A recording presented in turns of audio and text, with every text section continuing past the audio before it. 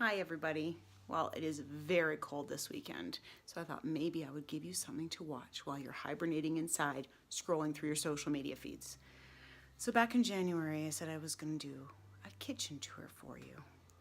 And the truth of the matter is, my kitchen is never clean. And so I thought, well, just once I get the kitchen completely tidied up, I'll do it. If that was the case, it would never get done. So, you know what? We're going to do it. 'Cause that's life. So first of all, I wanted to show you a couple of the tools that I use to keep me on track. So as many of you know, I track what I eat. I use my Fitness Pal and I put it in. Well, in order to be accurate with my diary, I need to measure and weigh my food. So here are some of my, right on my counter here. I have them out because if they're out, I'm gonna grab for them and I'm going to use them. I don't have to search for them and find them. So like I've got my measuring spoons. I found this cute little antique Pyrex measuring dish to keep, or measuring cup to keep them all in. I'll use these things for sauces, peanut butter. If I use a creamer in my coffee, like I like the Silk Almond creamer, I'll make sure that I measure because I got a heavy hand if I do a free pour. Keep that in mind if I'm ever pouring you a cocktail.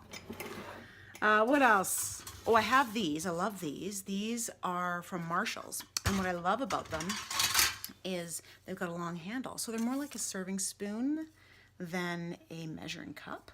So we use these in place of serving spoons. We don't really use serving spoons anymore. And we mostly use the quarter cup and the eighth of a cup. What I'll even do with this one is I will scoop out hummus. My husband makes great hummus.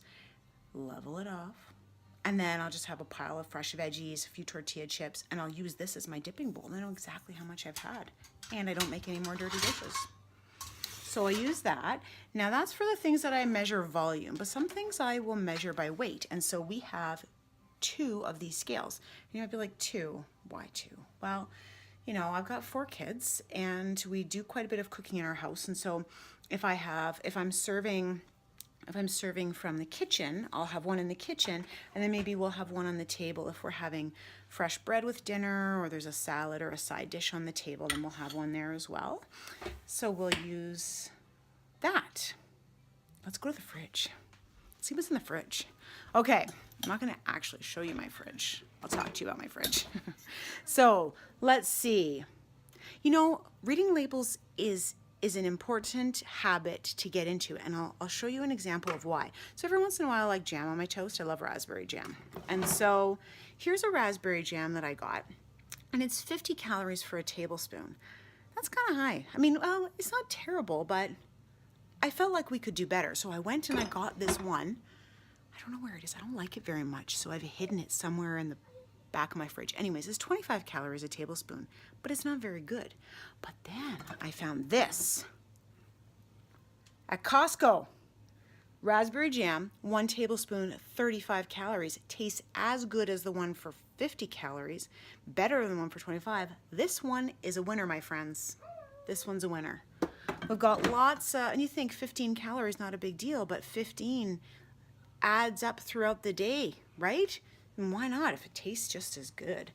Now here's a bunch of lower calorie sauces. So we've got soy sauce, super low, like almost 0.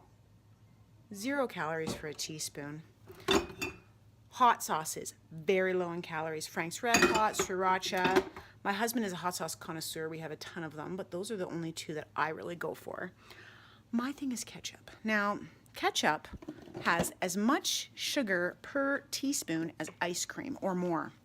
But I found this ketchup. This is a PC brand Blue Menu ketchup style sauce. And I know you're like, ooh, that doesn't sound very good, but it is actually super good. I use my boys. They are a bit of a litmus test for if something is good or not, and they actually don't mind this. It's sweetened with stevia and has much less calories per tablespoon. So I feel a bit better about that. Salsas. Salsas are great, and you get them in all kinds of heat levels, flavors, whatnot. Those are great in terms of a lower calorie option. We have all the pickles. Pickles are so low in calories. So I make my own pickles, but this is my newest obsession. Oh, mustard is low too.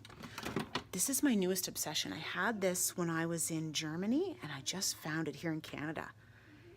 35 calories for a quarter of this jar. This jar is the size of my head. It's massive. That's a lot of pickles for 35 calories, right? This on some rye bread. That's what I'm gonna have after I'm done this video. So good.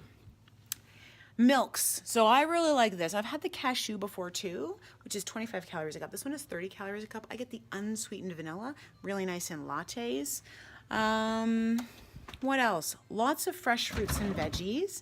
To make things easy on myself, I buy grape tomatoes, and then I love these.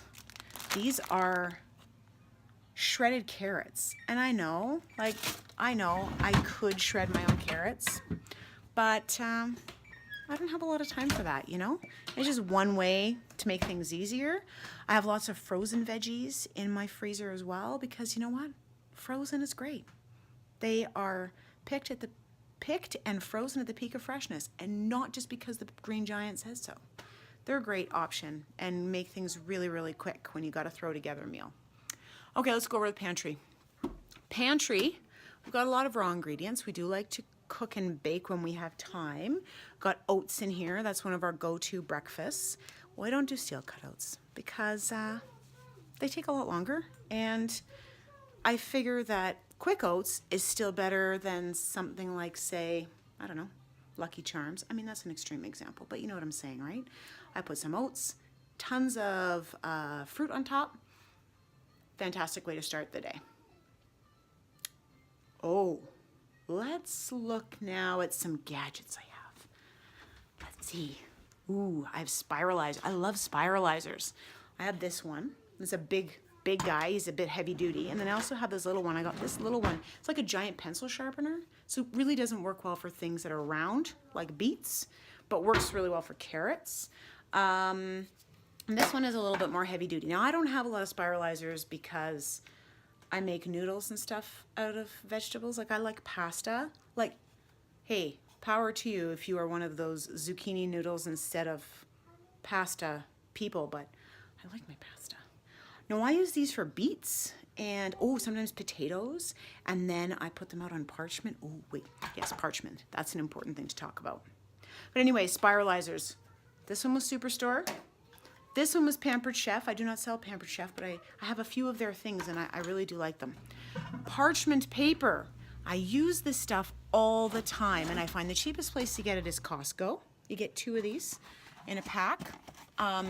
So I'll use that for anything where maybe I would have like greased a pan or like tossed something in oil before and put it down. Now I'll just use the parchment paper, and then I will often use cooking spray instead of oil. So for example, if I'm gonna roast vegetables, parchment paper down, put a bit of spray on the parchment paper, put down the potatoes.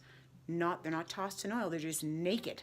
Then I put a little more spray, put all the seasonings on top, roast them in the oven.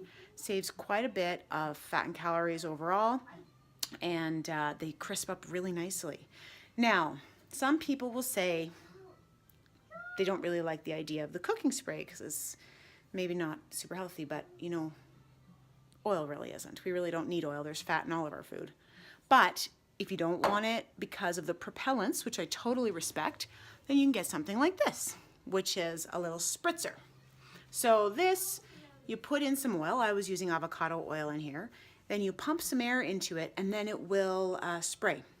Alternatively, if you like cooking with coconut oil, I would just recommend to people, and I've done this before too, just get a little piece of paper towel and take a little bit, almost like if you were greasing a cake pan. You just take a little bit and you just grease the frying pan or whatever it is that you're using.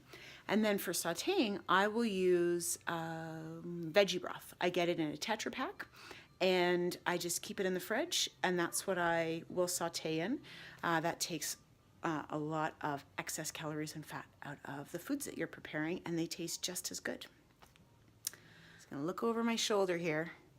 You see, I have no cookie jar on the counter because I used to, but I read this research study that said that people who had cookies on the counter ate more cookies. Of course they did. They were sitting on the counter. and also just were less healthy overall. On the flip side, people who had fruit baskets out on the counter, right there, yeah, they tended to grab for fruit more often and lead healthier lives overall. So little tips and tricks like that can you can set yourself up for success.